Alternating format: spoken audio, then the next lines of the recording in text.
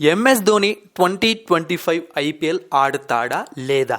ఇప్పుడు MS Dhoni fans కు CSK fans కు ఉన్న పెద్ద క్వశ్చన్ ఇది. అయితే ఎంఎస్ ధోని 2025 ఐపీఎల్ ఆడాలి అంటే ఇది జరగాలి అని ఒక చిన్న కండిషన్ పెట్టాడట. అంతే. అది అనుకున్నట్టు జరిగితే మాత్రం ధోనిని ఇంకొక సంవత్సరం మనం 2025 ఐపీఎల్లో చూడొచ్చు. సో ధోని ఫ్యాన్స్ వెంటనే వీడియోని లైక్ చేయండి, షేర్ చేయండి, ఛానల్ను సబ్స్క్రైబ్ చేసుకోండి. మనం ఒకసారి ధోని ఫిట్నెస్ ని చూసాము అంటే తనకున్న ఏజ్ కి తను చేస్తున్న వికెట్ కీపింగ్ అవ్వచ్చు, తను చేస్తున్న రన్నింగ్ అవ్వచ్చు బిట్వీన్ ద వికెట్స్. అయితే 2024 ఐపీఎల్లో కొంచెం ఇబ్బంది పడ్డాడు, కానీ 2023 వరకు హీఈస్ పర్ఫెక్ట్లీ ఫైన్. కానీ ప్రెసెంట్ అయితే ధోని ఫిట్నెస్ తన చేయి దాటి వెళ్ళిపోయింది. ఎందుకంటే వయసు అన్నది ఎవరికైనా వయసే. బట్ ఫ్యాన్స్ మాత్రం, సిఎస్కే మేనేజ్మెంట్ మాత్రం ధోని ఇంకొక సీజన్ ఆడితే బాగుంటుంది, ధోని ఇంకొక సీజన్ ఆడితే బాగుంటుంది అని అనుకుంటూ ఉంటారు.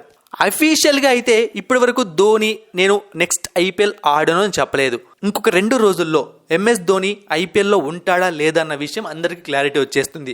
ఎందుకంటే జూలై 31 బీసీసీఐ మరియు ఐపీఎల్ టీమ్స్ మధ్య ఒక మీటింగ్ జరగబోతోంది.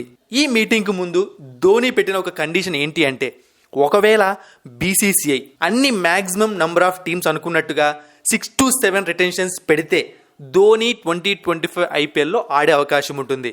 లేదు రిటెన్షన్స్ తక్కువ అంటే 4 to 5 అలా పెడితే మాత్రం ధోని ఆడకూడదు అనుకుంటున్నాడు. ఇప్పుడు మీకు డౌట్ రావచ్చు, తక్కువ రిటెన్షన్స్ ఉంటే వచ్చే నష్టం ఏంటి, ఎక్కువ రిటెన్షన్స్ ఉంటే వచ్చే లాభం ఏంటి అని. చూడండి, తక్కువ రిటెన్షన్స్ ఉన్నాయి అంటే ఇంపార్టెంట్ ప్లేయర్స్ అంటే ఫ్యూచర్ ఉన్న ప్లేయర్స్, ఎక్కువ కాలం టీంలో ఉన్న ప్లేయర్స్ని రిటైన్ చేసుకుంటారు. ఆ టైంలో ఒక యంగ్ ప్లేయర్ని వదిలిపెట్టి ధోనిని రిటైన్ చేసుకోవడం వల్ల చెన్నై సూపర్ కింగ్స్కి వచ్చే యూజ్ ఏమీ లేదు. ధోని కూడా ఇదే ఆలోచించాడు. అదే ఒకవేళ ఎక్కువ రిటెన్షన్స్ ఉన్నాయనుకోండి, ఏదో విధంగా ట్రై చేసుకోవచ్చు, అలా ధోనిని టీంలో పెట్టుకోవచ్చు.